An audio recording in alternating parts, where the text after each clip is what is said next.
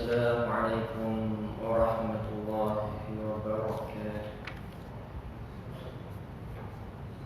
أعوذ بالله من الشيطان الرجيم. بسم الله الرحمن الرحيم. الحمد لله نحمده ونستغفره ونعوذ بالله من شرور أنفسنا ومن سيئات أعمالنا. من يهده الله فلا مضل له ومن يضلله فلا هادي له. أشهد أن لا إله إلا الله وأشهد أن محمدا رسول الله. والصلاة والسلام على أشرف الأنبياء والمرسلين وعلى آله وأصحابه أجمعين. سبحانك لا علم لنا إلا ما علمتنا إنك أنت العليم الحكيم. ولا حول ولا قوة إلا بالله العلي العظيم. رب اشرح لي صدري ويسر لي أمري واحلل عقدة من لساني يفقه قولي. أما بعد، فيا عباد الله اتقوا الله. أوصيكم وإياي بتقوى الله فقد فاز المتقون. وأما بعد.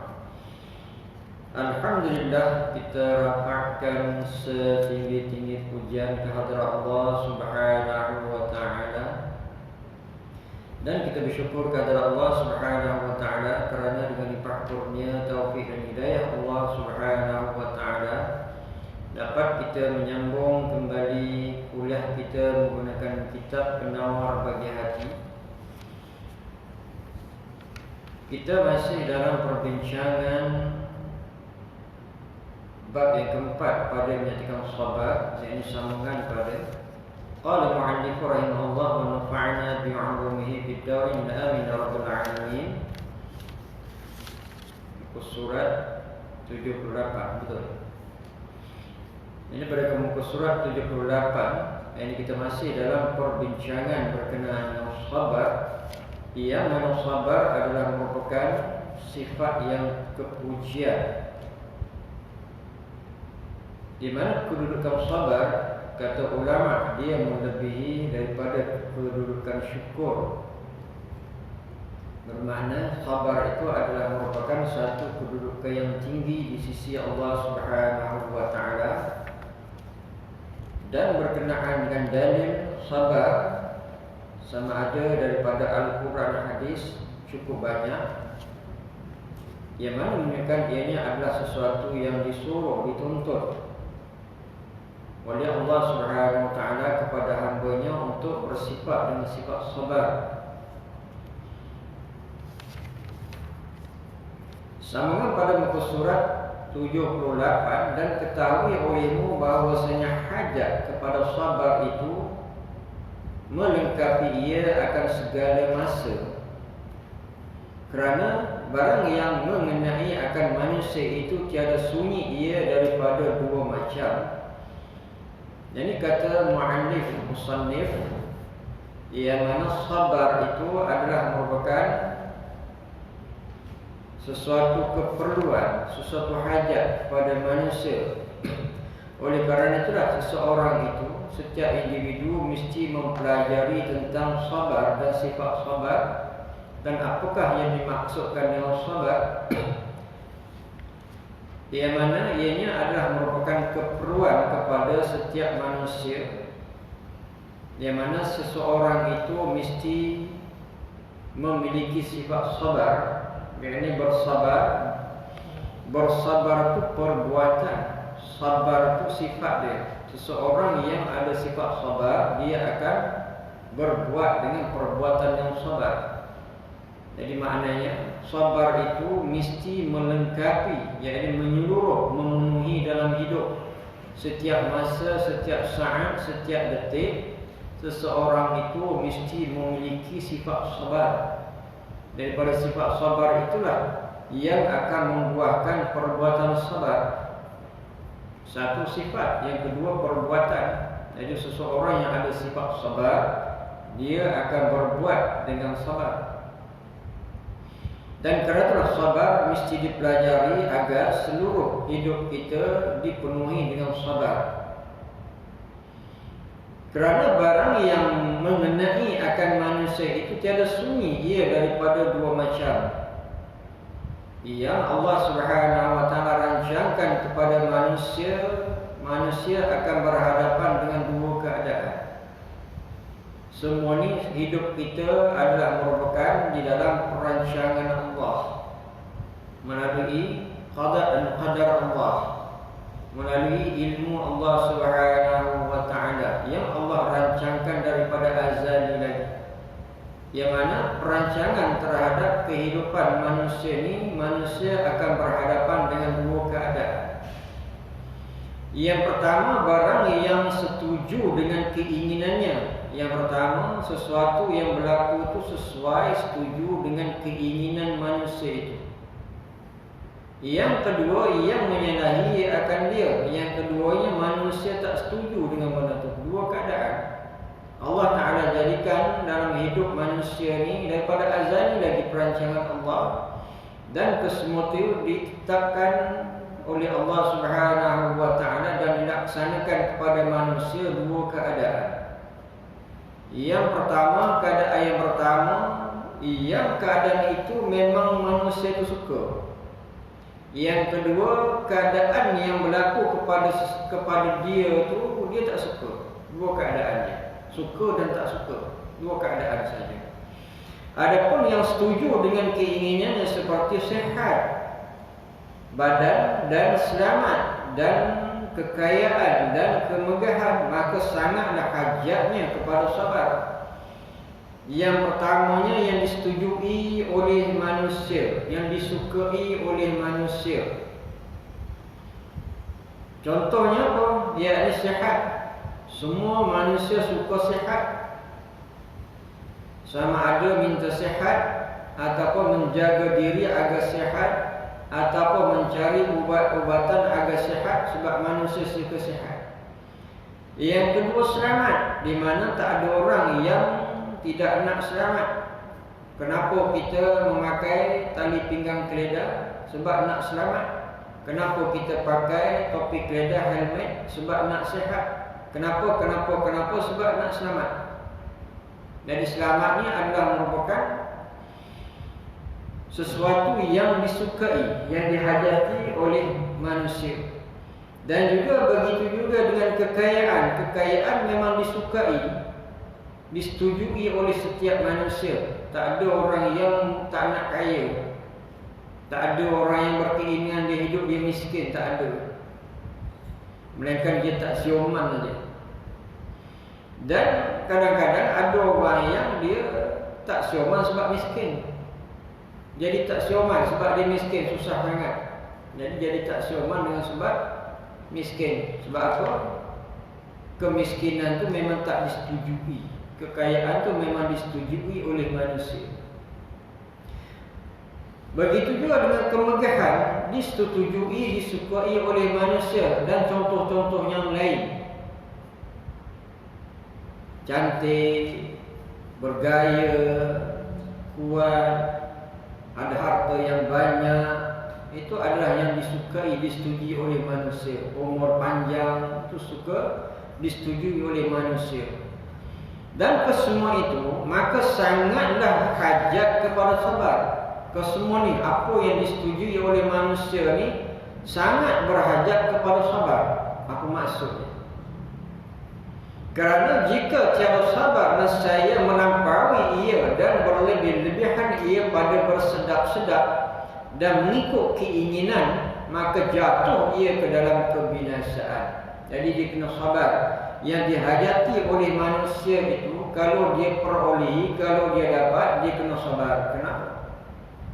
Sebab seseorang yang tidak sabar, dia akan melampaui menggunakan apa yang dia suka.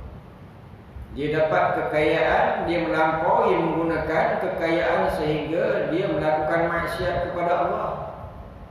Kadang bukan setakat itu, dia boleh merosakkan badannya dengan sebab kaya. Dia boleh ambil ubat-ubatan yang merosakkan badan sebab dia boleh ambil semua. dia boleh mengambil minuman-minuman yang memabukkan sebab dia boleh beli, di mana merosakkan dia, menjatuhkan seseorang itu kepada kebinasaan apabila dia tidak sabar menggunakan sesuatu yang dia dapat, yang disukai, kekayaan disukai. Dan kalau tidak ada sabar, seseorang itu akan menggunakan kekayaannya bukan tempat dia, bukan kepada keadaan yang dikehendaki oleh Allah Subhanahu wa taala. Kadang-kadang boleh membinasakan pula. Jadi binasanya ada dua, binasa dunia dan juga binasa akhirat. Binasa dunia ini mungkin kesehatannya, mungkin boleh menyebabkan dia terjebak dengan sesuatu yang merosakkan dia, dan binasa akhirat boleh menyebabkan dia masuk neraka sebab melakukan maksiat kepada Allah dengan kemewahan, dengan kekayaan yang dia dapat. Dan kadang-kadang dengan kesihatan, seseorang yang mendapat kesihatan, dia melampau menggunakan kesihatan sehingga dia lupa untuk beribadah kepada Allah. Sedangkan sihat itu adalah merupakan satu sarana, satu keperluan untuk kita beribadah kepada Allah. Orang yang sihat sepatutnya lebih kuat beribadah kepada Allah, tetapi dengan sihat dia lupa Allah. Masa sakit dia ingat Allah, masa dah sihat lupa Allah Subhanahu wa ta'ala. Jadi melampau. Dan sabar atas yang pertama yang lebih suka. Sabar pada yang pertama itu lebih berat. Seseorang yang mendapat sesuatu yang dihajati, sesuatu yang disuka, nak sabar dalam menggunakan sesuatu yang dia dapat, itu suka. Nak sabar gunakan kekayaan kepada menderma, sabar. Nak sabar menggunakan kekayaan untuk mengeluarkan zakat, suka. Kan ada satu orang dia mendapat kekayaan di mana lebihan kekayaan yang sampai nisab, haulnya kena keluar zakat. Nak sabar berzakat itu suka. Sedangkan dia adalah hak kepada harta. Apabila diberi kekayaan, hak kepada kekayaan itu adalah zakat.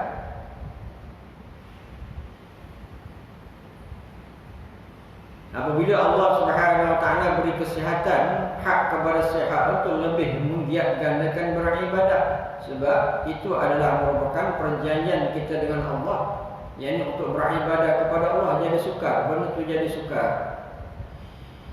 Begitu juga dengan sesuatu yang disukai yang lain, semua akan jadi sukar.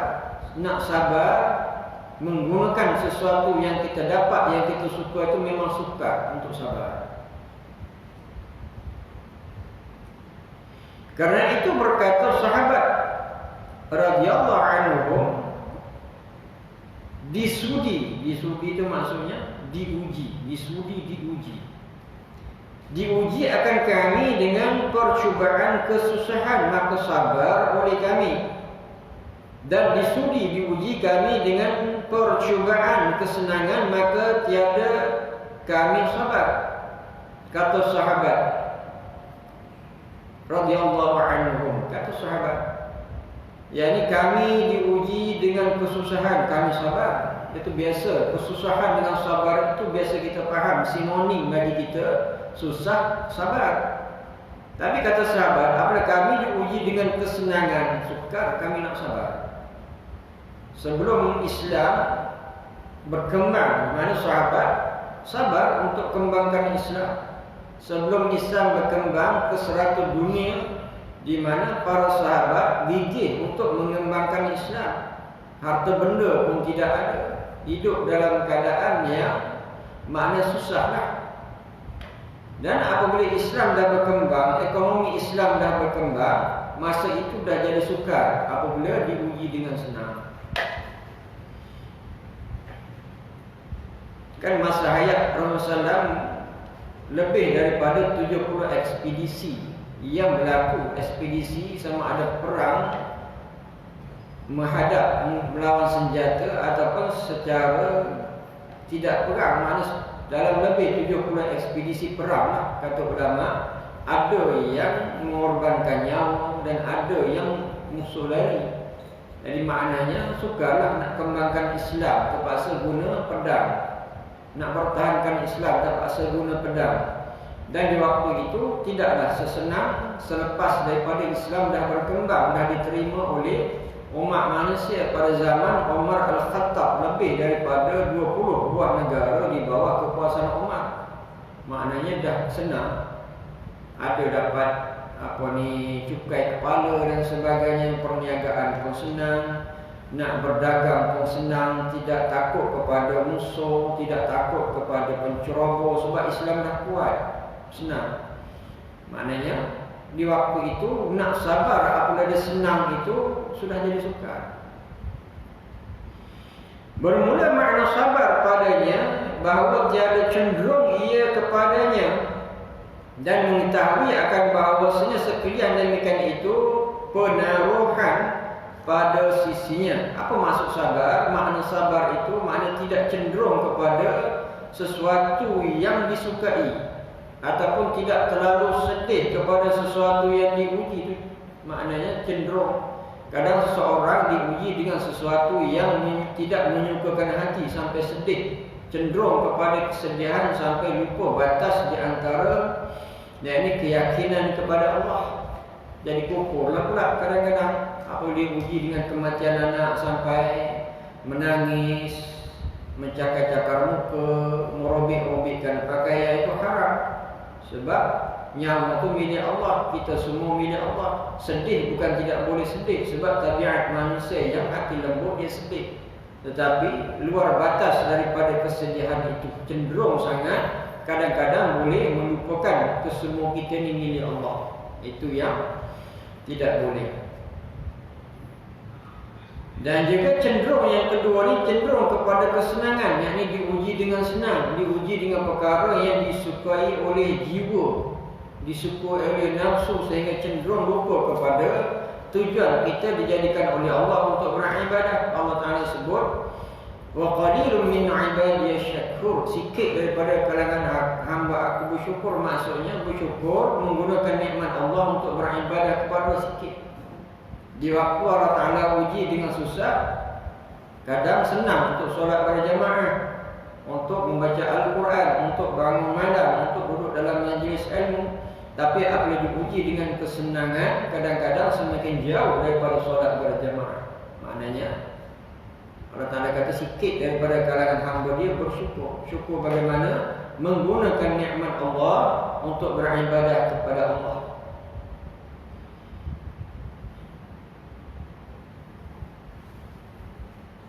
Dan mengetahui akan bahawasanya sekalian demikian itu penaruhan pada sisinya. Yakni maksud sabar itu juga, yakni apabila satu orang bersabar, dianya adalah merupakan simpanan. Maksud simpanan apa? Sabar itu adalah merupakan pahala. Sabar itu bukan setakat sifat untuk sabar dan perbuatan sabar, tetapi orang yang sabar itu ada imbalan di sisi Allah. Ajran kabira, pahala yang besar-besar. Allah Ta'ala sebut innama yuwaffas sabiruna ajrahum bighairi hisab. Yakni orang sabar itu tidak terhitung banyak dia punya pahalanya. Allah Ta'ala saja yang tahu sabar. Sabar berhadapan dengan senang untuk menggunakan kesenangan itu kepada Allah. Sabar apabila diuji dengan kesusahan agar tidak melampaui sehingga lupa kepada takdir Allah, lupa kepada Allah yang menakdirkan kesemua itu sabar. Sabar itu dua keadaan, sabar masa senang dan sabar masa susah. Ini orang yang sabar ni bagaimana? Allah Subhanahu wa Ta'ala menyediakan pahala yang tak terhitung banyak. Innama yuwaffas sabiruna ajrahum bighairi hisab. Yani ajrahum, pahala yang tidak terhitung banyak, hanya Allah saja yang tahu. Itu maksud di sini. Sekalian demikian itu penaruhan pada sisinya, Allah Ta'ala simpan pahala itu di sisi Allah. Orang yang sabar, sabar masa kita diuji dengan kesusahan, sabar masa kita diuji dengan kesenangan. Sekalian akan diambil pada masa yang hampir. Semua tu pahala yang kita himpunkan dengan sebab sabar itu pada satu masa kita kena ambil bekal akhirat. Sebab bekal akhirat ni bukan semata-mata perbuatan amal, bukan perbuatan amalan seperti sembahyang, puasa, haji, zakat, bersedekah, zikir, baca Al-Quran. Tetapi di antara amalan yang berbentuk hatinya, yakni sabar. Sabar itu adalah merupakan perbuatan hati. Mula daripada sifat hati, dan ini kita berbuat dengan sabar, di mana berpahala. Jadi pahala ni boleh berlaku dengan sebab perbuatan zahir dan juga perbuatan batin, perbuatan hati.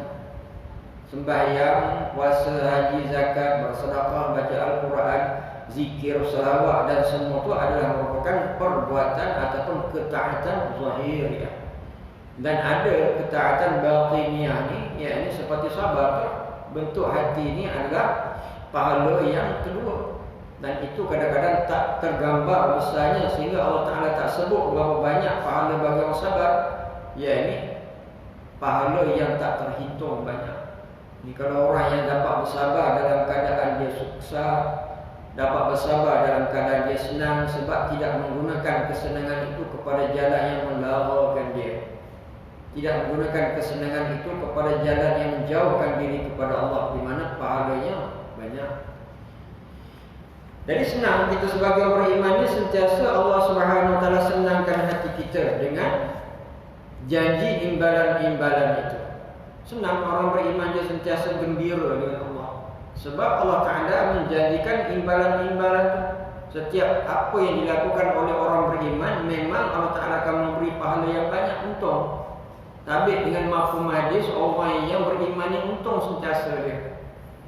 Setiap perkara yang tak uji kepada dia, walaupun nyamuk ia berbunyi di telinga dia pun, itu adalah pahala apabila sabar. Orang beriman, namun beriman, iman itu adalah kunci untuk mendapat pahala daripada Allah. Iman itu adalah kunci untuk masuk syurga Allah. Iman, mesti ada iman. Orang yang kafir, macam mana dia sekalipun buat baik, dia tidak akan dapat apa-apa imbalan di sisi Allah, sebab kunci nak dapat pahala adalah iman. Bagaimana kita nak dinamakan sebagai orang Islam beriman, mesti mengucap 2 kalimah syahadat.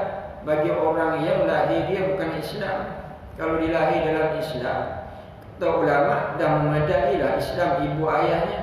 Dan kita iringi dengan kita bersyahadah dalam setiap salat kita. Maknanya sentiasa kita membaharui iman kita itu dengan mengucap 2 kalimah syahadah dalam salat. Jadi orang beriman dia sentiasa untung. Dengan hanya seekor nyamuk yang datang membunyikan bunyi di telinga dia waktu dia tidur malam dalam keadaan sedap tidur tu, dia sabar, di mana dia akan dapat pahala yang banyak. Bagi orang beriman, hanya seekor nyamuk tak apa sangat, tetapi orang tak sabar dia boleh mati amun. Kalau orang sabar tak apalah, dia nak tepuk pukul mati ke, itu tak ada masalah, dia dah sabar. Jadi kalau orang beriman ni, kadang-kadang dia sentiasa positif. Apabila nyamuk datang ni dekat telinga tu, Allah Ta'ala hantar ni kau nak suruh bangun malam. Dia sentiasa berfikiran yang positif. Ni nyamuk datang ni, tak apalah bangun, dah tak boleh nak tidur, bangunlah sembahyang malam, dapat berzikir dan sebagainya. Ini positif. Orang beriman dia sentiasa positif dengan apa yang berlaku dalam hidup dia, sebab dia tahu kesemua itu adalah merupakan daripada perancangan Allah, daripada azali lagi dah. Itu orang beriman dia sentiasa untung.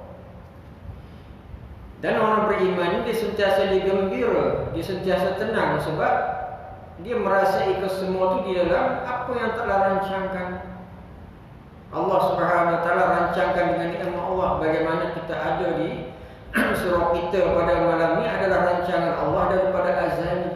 Ilmu Allah itu kan ada ta'alluq tanjizil qadim dan juga tanjizil hadis. Sekarang ta'alluqnya ta'alluq tanjizil hadis, maknanya benda itu adalah merupakan di dalam ilmu Allah.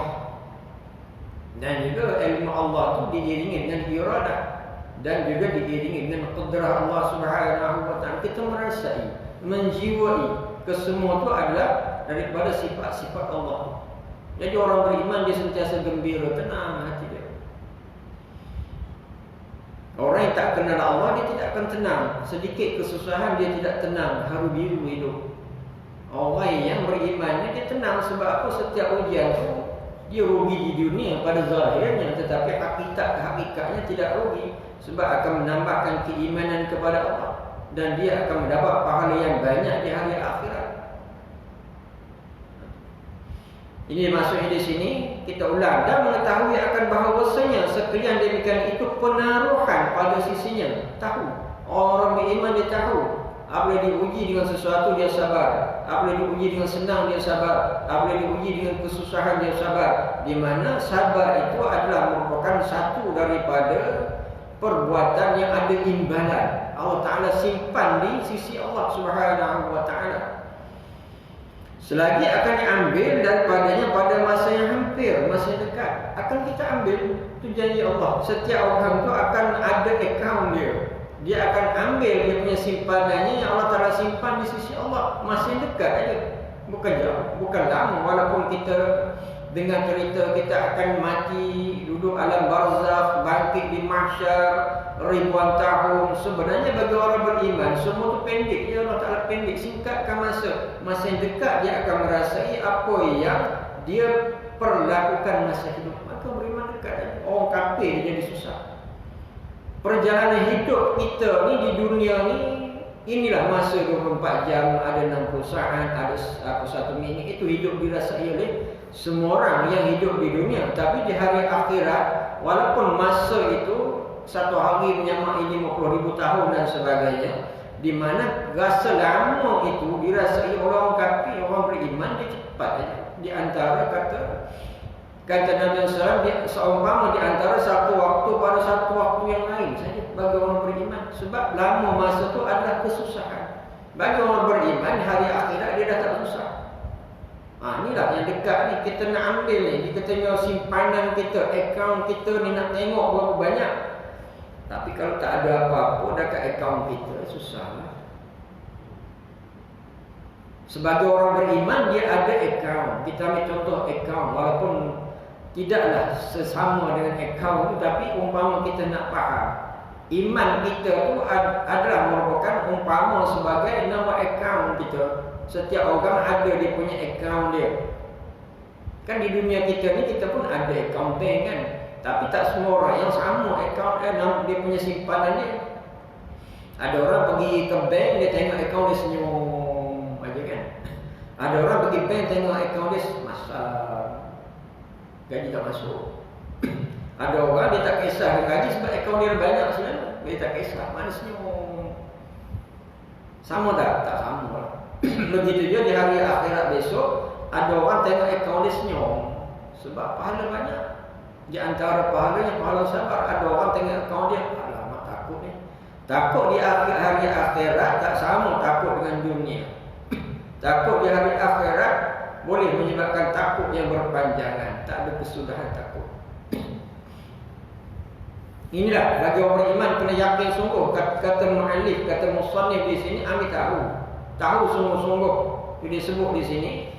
Dan mengetahui, kena tahu sungguh-sungguh. Dia apabila kita ada ilmu tentang perkara ini, kita yakin di hari akhirat besok itu adalah merupakan simpanan. Dan di hari akhirat nanti kita semua akan tengok simpanan kita daripada sabar itu bagaimana. Buka akaun kita, Masya Allah, banyaknya dia punya imbalan sabar kita. Ibadah semayang kita tak banyak mana, tapi sabar Allah. Kita diuji dengan senang, kita sabar. Kita diuji dengan kesusahan, kita sabar. Jadi kadang-kadang kesusahan ini tak ada siapa yang nak. Tak ada siapa yang nak kesusahan. Dan apabila seseorang itu diuji dengan kesusahan, dan apabila Allah angkat kesusahan itu, di mana apabila dia tenung balik, dia nak balik kesusahan itu. Sebab kesusahan itu apabila dia angkat satu nikmat, masa susah itu susahnya, sedihnya. Tapi apabila dia angkat susah itu, rasa macam lapar. Kan kita fikir balik, andai kata susah itu datang semula, kita nak. Sebab apabila Allah hilangkan itu ada sesuatu yang lazat bagi kita. Bagi orang beriman, dia nak duduk dalam susah. Sebab susah itu adalah sesuatu yang dapat memberi pahala. Dan apabila telah angkat kesusahan itu adalah satu nikmat yang besar. Kan kalau kita duduk dalam susah, kan kita rasa hari kita macam panjang saja. Kalau kita ni ditimpa, diuji dengan susah, kita rasa hari kita rasa macam panjang saja. Dan apabila telah angkat kesusahan itu, kita rasa hari kita macam pendek saja. Mana masa tak ada nilai dalam pula hari kita. apabila tak ada kesusahan. Bukan kita nak susah, tapi nilai di antara susah bagi orang beriman itu bagaimana. Dan bahawa tiada lagi ia kerananya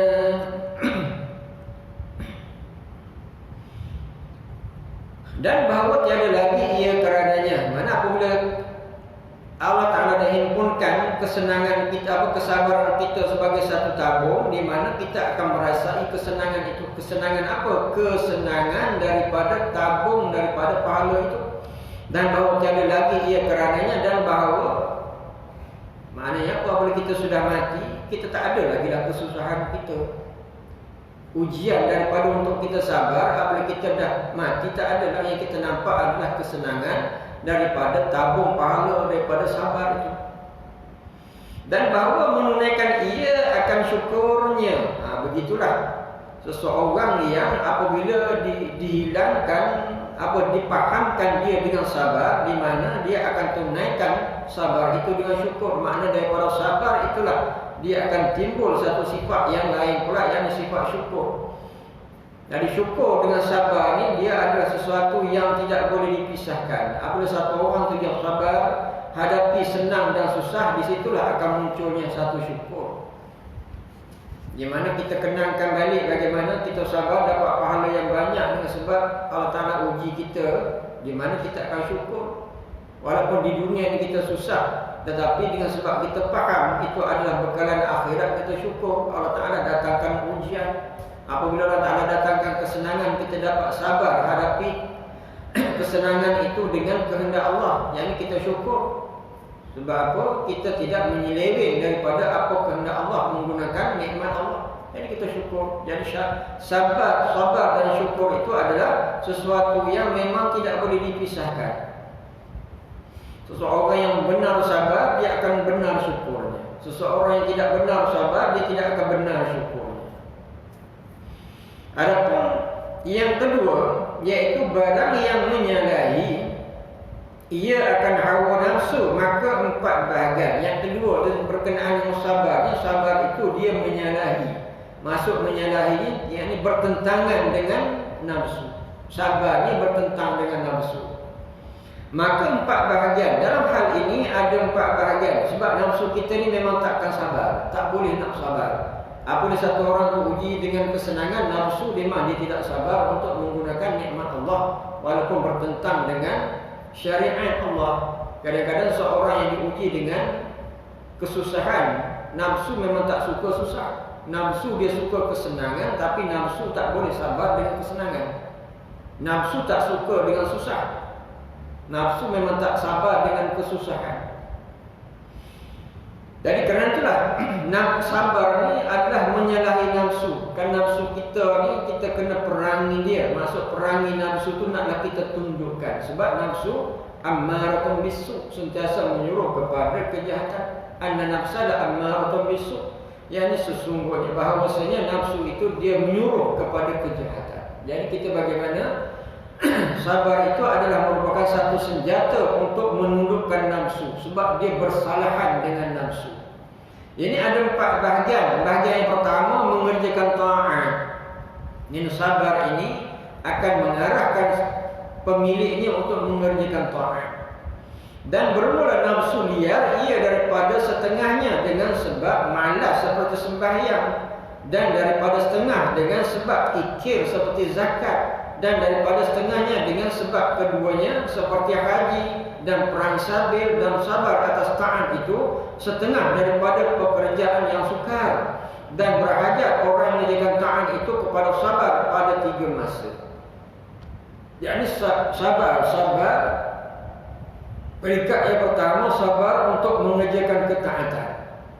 Nafsu memang tak suka taat, memang sabar untuk sembahyang, sebab nafsu memang tak suka sembahyang.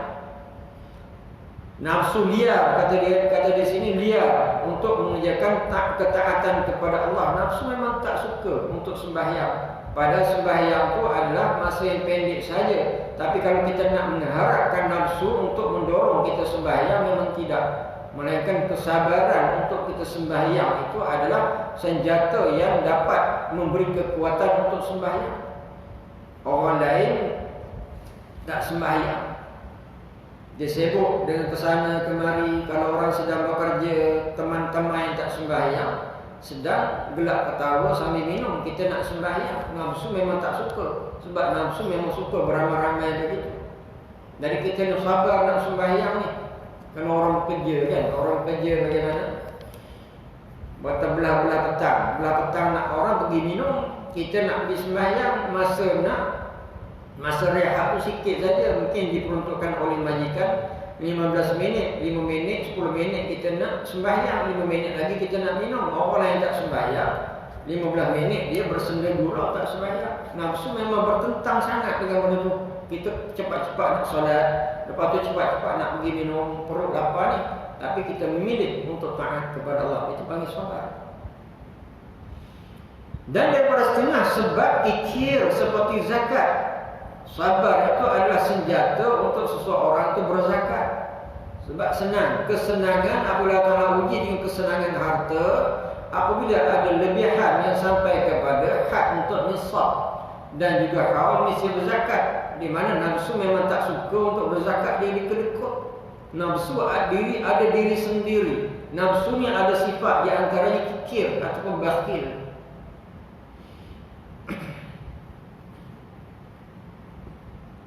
Katakanlah kita buat contoh seseorang yang ada duit 10,000 contoh, kita buat contoh.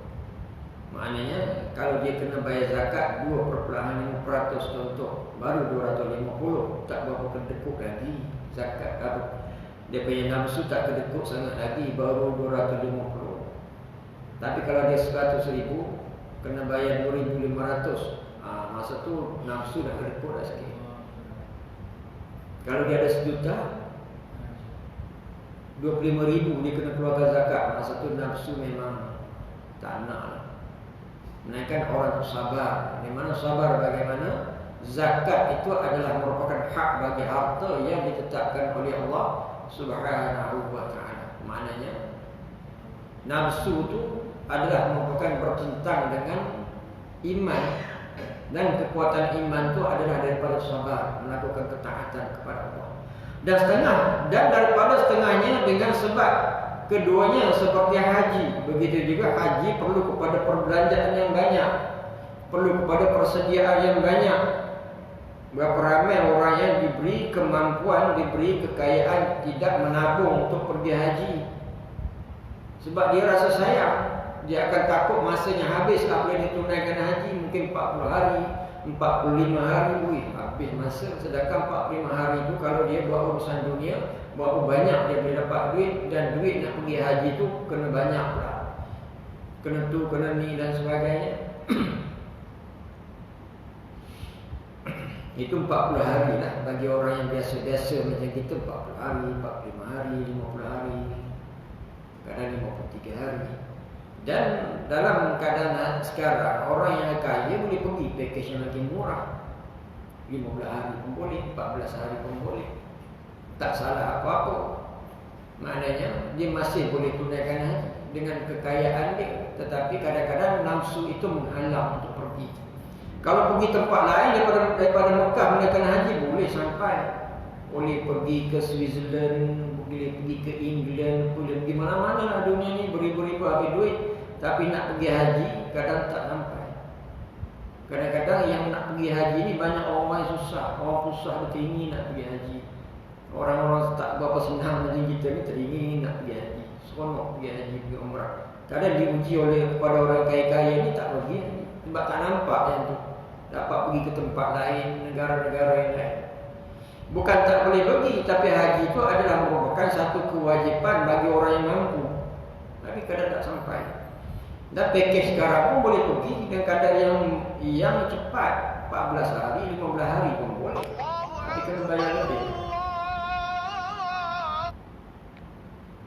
Kadang kena bayar sampai 100,000, 150,000, 200,000 boleh. Ada duit tak ada masalah, masih boleh buat kerja. Dan daripada sebab kikir seperti zakat, dan daripada setengah dengan sebab keduanya seperti haji dan perang sabil. Begitu juga takut nak pergi perang. Apabila ada tuntutan perang, dia tak nak perang.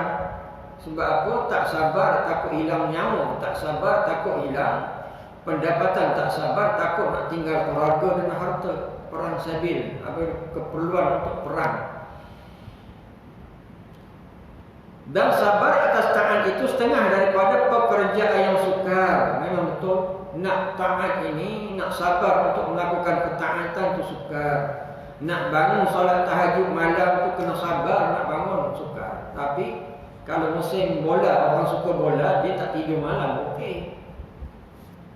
Tu kena tanya orang suka bola lah. Dia boleh bangun tu malam-malam untuk tengok bola. Dapat pahala tak dapat pahala lah yang tu. Sabar untuk tahajud ni, solat tahajud ni. Ni yang berat. Kalau tak sabar memang sukar. Dan berhajat orang mengerjakan taat itu kepada sabar. Orang yang nak melakukan ketaatan tu mesti sabar. Nak sabar duduk dalam majlis ilmu 40 minit kena sabar. Nak solat berjemaah kena sabar. Maknanya nak melakukan ketaatan kepada Allah kena sabar. Sebab dia bertentang dengan nafsu. Jadi sabar dalam mengerjakan ketaatan itu pada 3 masa. Masa yang pertama pada permulaan mengerjakan ibadah dengan menghasilkan ikhlas dan sabar daripada umpama riak.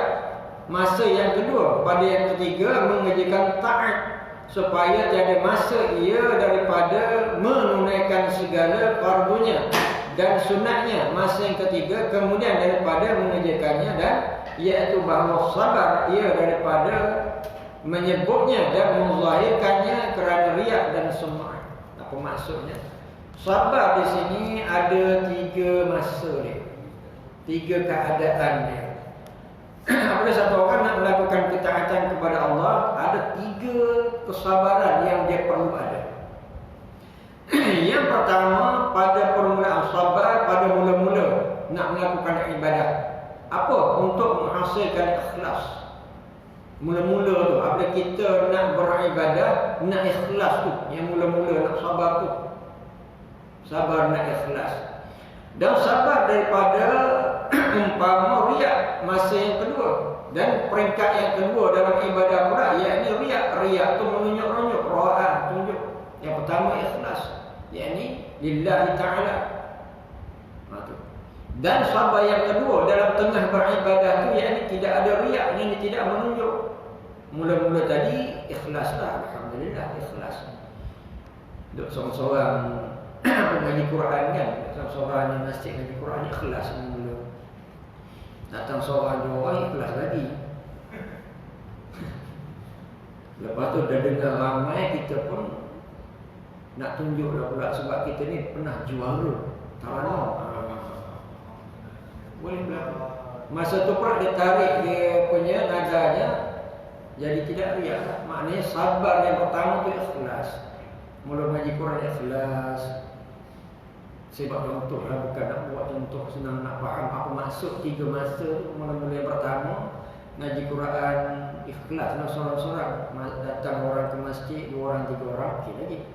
Lepas tu ramai dah pula. Mula datang dia punya bisikkannya tarik sikit. Jadi maksudnya masa itu dia akan jadi riak. Riak tu maknanya ra'ah, tunjuk-tunjuk. Riak dengan sum'ah tu dia hampir sama lah. Ra'ah tu tunjuk dengan perbuatan, sum'ah tu dengarkan agar orang dengar.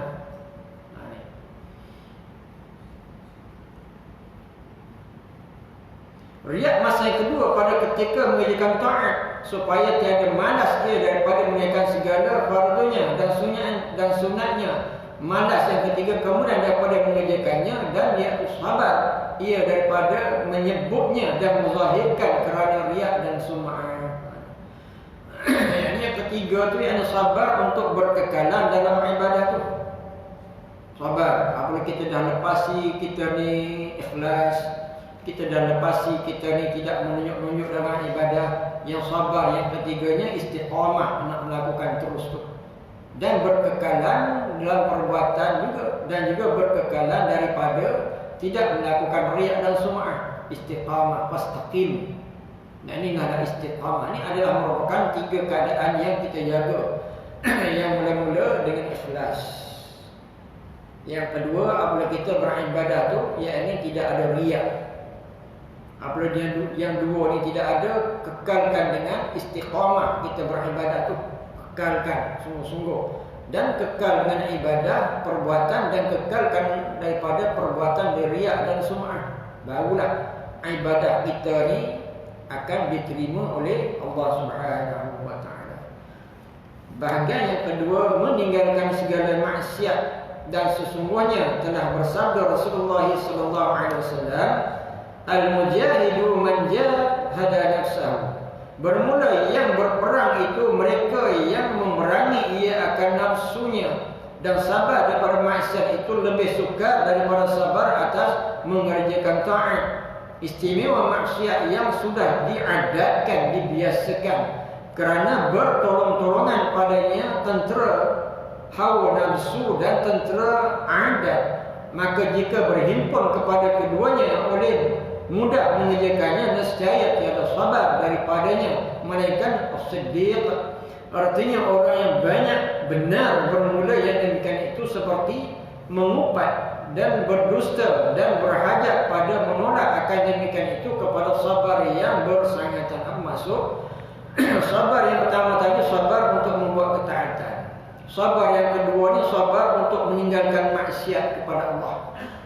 Ini nak buat maksiat, nak sabar untuk tinggalkan maksiat tu adalah berat. Tadi nak buat ketaatan pun dah berat.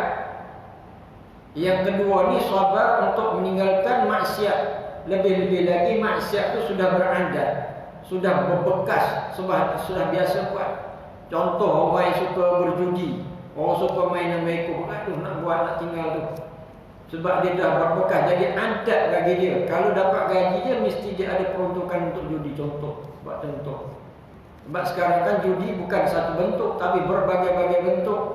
Dalam internet pun boleh berjudi, boleh macam-macam aplikasi-aplikasi untuk berjudi. Kadang benda macam itu tidak terperasan, sedangkan di judi ni dosa besar. Apabila satu orang sudah biasa dengan berjudi, maknanya dua kesabaran. Sabar untuk tinggalkan maksiat, sabar untuk melawan kebiasaan tu. Sebab apabila satu maksiat dibiasakan buat, nak buang tu.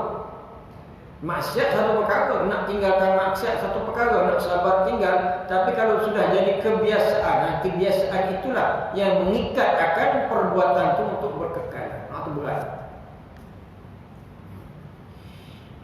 Dan kalau satu orang itu dia dapat meninggalkan maksiat itu, sedang yang maksiat itu sudah berbekas, sudah jadi kebiasaan, tabiat bagi dia, orang itu dia naik martabat as-siddiq, orang yang benar. Sebab dua keadaan dia terpaksa tempuh. Satu, sabar untuk meninggalkan maksiat, dan maksiat itu sudah jadi kebiasaan, di mana dia akan naik pangkat kepada as-siddiq, orang yang benar. Orang benar itu macam mana? Allah Ta'ala sebut minan nabiyyin was-siddiqin wasyuhada was-salihin wa hasuna ulaika rafiqa. Ini 4 golongan ini yang disebut oleh Allah, diiktiraf oleh Allah. Kalau kita nak berkawan, nak berteman, nak jadi sahabat kita, minan nabiyyin was-siddiqin, orang yang benar, wasyuhada, orang yang mati syahid, was-salihin. 4 golongan inilah orang yang Allah Ta'ala iktiraf seseorang itu nak jadikan teman dalam hidup dia. Minan nabiyyin sudah tentulah Nabi Muhammad SAW adalah teman yang terbaik, contoh yang terbaik bagi kita. Dan di samping orang yang berikut-berikutnya, orang yang benar di dalam agama, orang yang benar melawan hawa nafsu dia. Yang benar contoh yang tadi, dia dah beradat bagi dia melakukan maksiat, dia tinggal maksiat kerana Allah, sedangkan sudah beradat, sudah berakar undi dalam diri dia. Dia naik kepada martabat orang siddiq. Orang macam ni memang hebatlah. Dan dia akan menjalani hidup dia dalam keadaan yang bagaimana? Keadaan yang berjuang untuk membuang yang ini sifat-sifat yang tidak baik.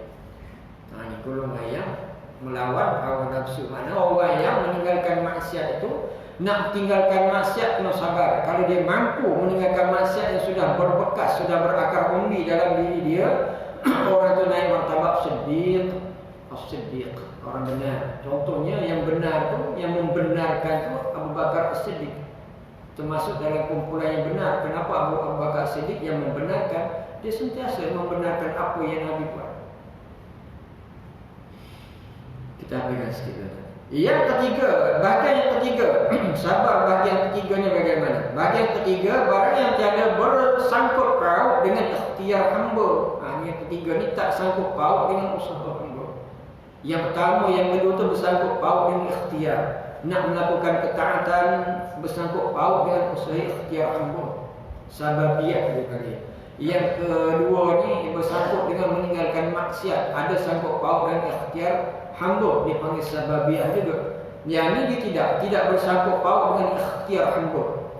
Ini betul-betul dalam mutlak kuasa Allah. Ini sabar yang ketiga. Ini biasa berlaku pada kita ni. Biasa yang orang faham ini. Yang pertama, yang kedua tu ramai orang tak berapa peka itu. Yang ketiga ni memang orang peka. Contoh kita tengok. Tetapi baginya ikhtiar pada menolak seperti menyakiti akan dia oleh orang lain dengan lidah atau dengan tangannya, maka sabar atasnya dengan ketiadaan membalas. Telah berfirman Allah Ta'ala, وَلَنَخْبِرَنَّ عَلَى مَا آذَيْتُمُونَ, yang bermaksud, dan demi Allah selagi akan sabar oleh kami atas menyakiti kamu akan kami. Bahagian yang keempat, yang sabar ini, sabar yang memang jarang kita nak buat ni. Ini apabila kita disakiti, kita sabar. Itu susah, ini susah. Kalau orang maki, kita maki juga. Kalau orang carut, kita carut juga, itu biasa. Kalau orang maki, kita nak sabar, nak dapat pahala daripada Allah dalam bab ini ni, berat sikit. Ini jaga orang nak boleh fahamnya ni. Dia tahu kalau dia maki lagi. Kalau orang maki sekali, dia maki sebakul lah, tu biasa. Ini berat sikit. Jadi kalau kita dapat kita amalkan ni, bagus, alhamdulillah. Contoh, kita ni memang orang yang boleh sakiti orang juga. Tapi sebab kita mengenangkan kita nak dapat pahala daripada Allah, kita sabar. Bukan kita penakut. Ada jenis orang yang dia tidak lawan, dia penakut. Itu satu bab lain. Dia termasuk dalam kumpulan orang yang senang dibuli macam tu. Ni kita ni bukan orang senang bully kita. Lidah kita pun memang tajam juga. Orang tahu kita punya lidah kita tu memang laser juga. Tapi sebab kita ni kenangkan pahala besar ni. Orang cakap macam-macam kepada kita, kita pun diam, sabar. Kerana Allah besar pahala. Padahal kita punya lidah kita laser daripada dia. Tembus dinding-dinding kalau kita punya lidah kita. Dan kita sabar sebab apa? Kerana Allah. Itu memang hebat. Ini berat tapi memang hebat. Atau kita ni memang juara tinju dulu. Kita memang boleh hadap saja, tapi sebab kita kenal nak apa semua ni. Kita nak hadap Allah, yang pentingnya bukan kekuatan kita. Kata kalau kita dapat yang tu, Allah memang hebat. Tengok contoh Nabi SAW lah. Jadi dia ni dalam perkara melibatkan peribadi dia memang tak ada apa. Tapi kalau melibatkan agama, dia paling marah. Tapi kalau hina diri, badan tubuh dia, letak kotoran-kotoran najis atas kepala dia untuk diri dia, hina diri dia pun tak ada buat kasar ke orang. Tapi kalau orang bantah agama, menentang agama, mencaci agama, dia nombor satu. Itu beza. Kita ni kalau orang maki hak kita nombor satu, tapi kalau orang cerca agama, kita belakang. Jadi macam tu kita kadang-kadang. Jadi tak ada rasa dalam perkara terbalik. Sedangkan kita sambut Nabi SAW, laqad kana lakum fi Rasulillahi uswatun hasanah. Contoh yang baik, sambut. Tapi dalam perkara agama kita duduk belakang. Tapi kalau bab diri kita, yang keempat, bahagian yang keempat, barang yang tiada masuk ia sama sekali di bawah ikhtiar. Seperti mati.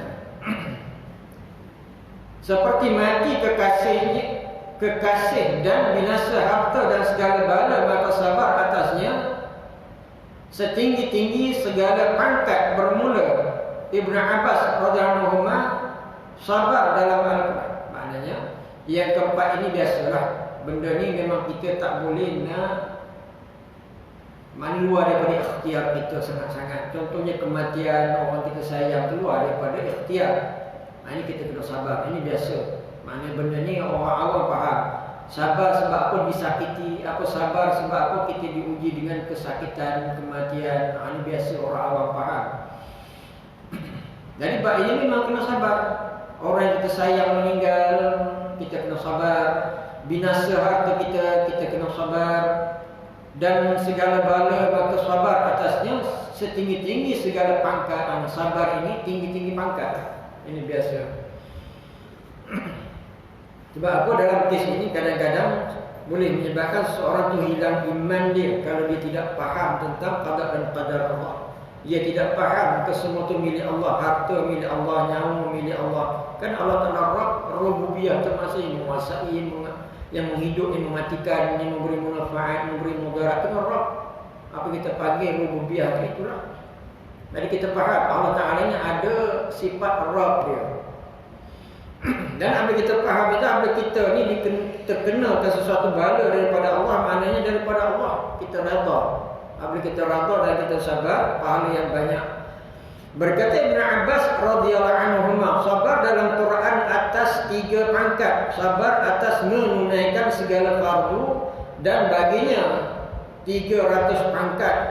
Dan sabar atas yang diharamkan Allah Ta'ala dan baginya 600 pangkat. Dan sabar atas bala pada ketika jatuh ia dengan terkejut dan baginya 900 pangkat. Kata Ibn Abbas, apa yang dipahami daripada Al-Quran, sabar itu ada 3 pangkat. Pangkat yang pertama, yakni sabar di dalam menunaikan fardu, yakni kefarduan, tuntutan daripada Allah. Pangkatnya 300.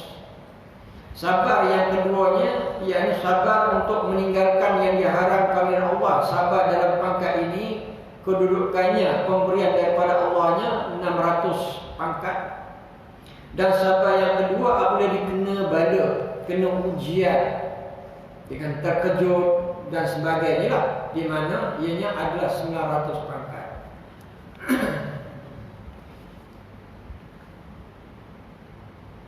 Bala ni ada sebut dalam Quran. Bala satu, ibtilah pun ada. Dia panggil, dia hampir sama tapi maksud yang berbeza. Dan tatkala adalah iman yang sempurna itu bersusun padanya sabar dan syukur. Iman yang sempurna itu dia memang bergabung di antara sabar dan syukur. Orang beriman mesti ada sabar dan ada syukur.